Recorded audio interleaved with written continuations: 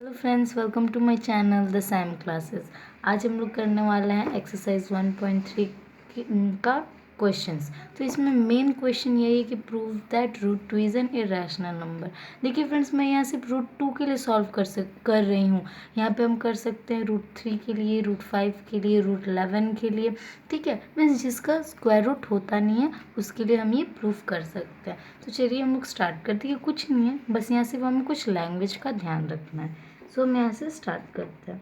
अच्छा, एक बात का ध्यान रखिए, मतलब एक बात ये ऑब्वियस सी बात है कि जब भी हमें इरेशनल प्रूफ करना है या फिर कुछ भी, फॉर एग्जांपल अगर हमें प्रूफ करना है कि Ram is a boy, Ram लड़का है, तो हम क्या उसको पहले मान लेते हैं, let Ram is a girl, Ram को गर्ल मान लेते हैं। फिर कुछ ऐसा उसमें दिखा देते हैं, मतलब कुछ हैबिट्स जो उसमें गर्ल्स के नहीं बॉयज़ के हैं, तो फिर प्रूव हो जाता है कि हाँ वो बॉय है। तो उसी तरह हम करेंगे, यहाँ इरेशनल है तो हम यहाँ पे पहले इसको रैशनल एज्यूम करेंगे।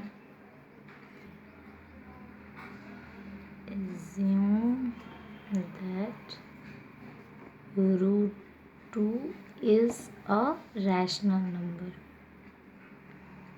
रैशनल नंबर, अब रैशनल नंबर कैसे होता है? इस फॉर्म में होता है ना rational number, P by Q के फॉर्म में। हम सभी जानते हैं कि पी बाई क्यू के फॉर्म में होता है। सो क्या हो जाएगा, हम रूट टू को ऐसे लिख सकते हैं ना, पी बाई क्यू।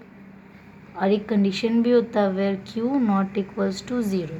और हम यहाँ एक और कंडीशन रखेंगे कि P and Q has only one as a common factor. क्योंकि फ्रेंड्स, जब भी हम फ्रैक्शन लिखते हैं, मतलब रैशनल नंबर, किसी भी रैशनल नंबर को तो हमेशा ऐसे फॉर्म में लिखा जाता है, मतलब शॉर्टेस्ट फॉर्म में, उसको और काटा नहीं जा सकता है।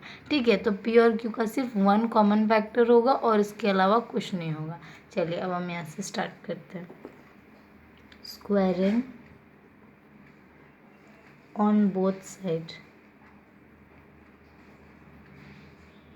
वी गेट, दोनों साइड हम स्क्वायर कर देंगे तो रूट टू का square two, P by Q का square P square by Q square.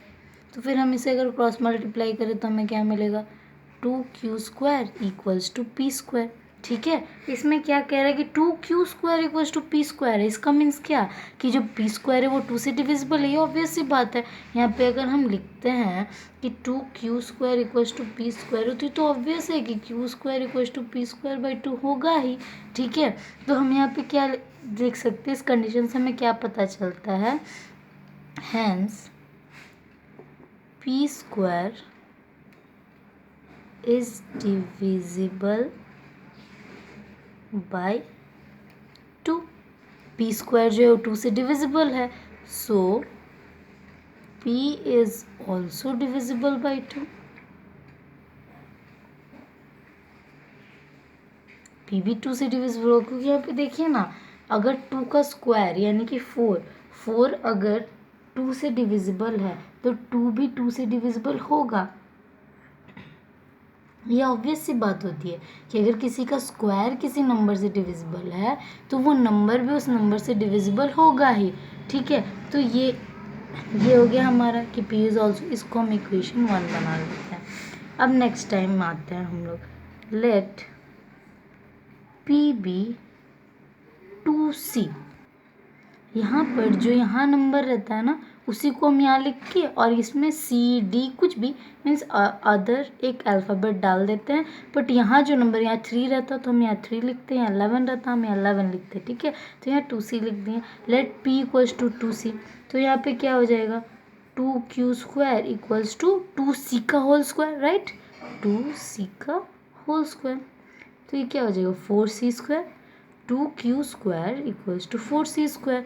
और हम इसे कैसे लिख सकते हैं, q square equals to 2c square, हो सकता है ना, ये यहाँ जाएगा, फिर ये two two cancel, two two से 4 कैंसिल, फिर 2c स्क्वायर। तो अभी जैसे यहाँ हमने लिखा वैसे यहाँ भी लिखेंगे, hence q square is divisible by 2, so q is also divisible by 2।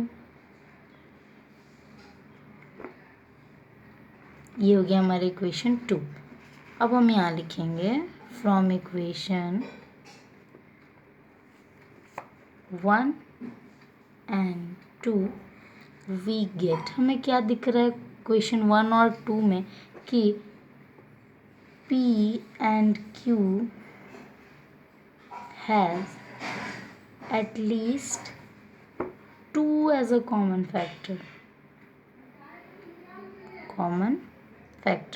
इसमें जो है दोनों इक्वेशन में देख रहे हैं कि P भी 2 से डिविजिबल है, Q भी 2 के से डिविजिबल है, पर हमने यहाँ पे क्या बनाया था कंडीशन कि P and Q has only 1 as a common factor, तो यहाँ पे तो वो कंडीशन मैच नहीं कर रहा है। ठीक है, तो यहाँ पे हम लिख दें कि 2 has at least 2 as a common factor. So यहाँ से हम लिखेंगे विच इज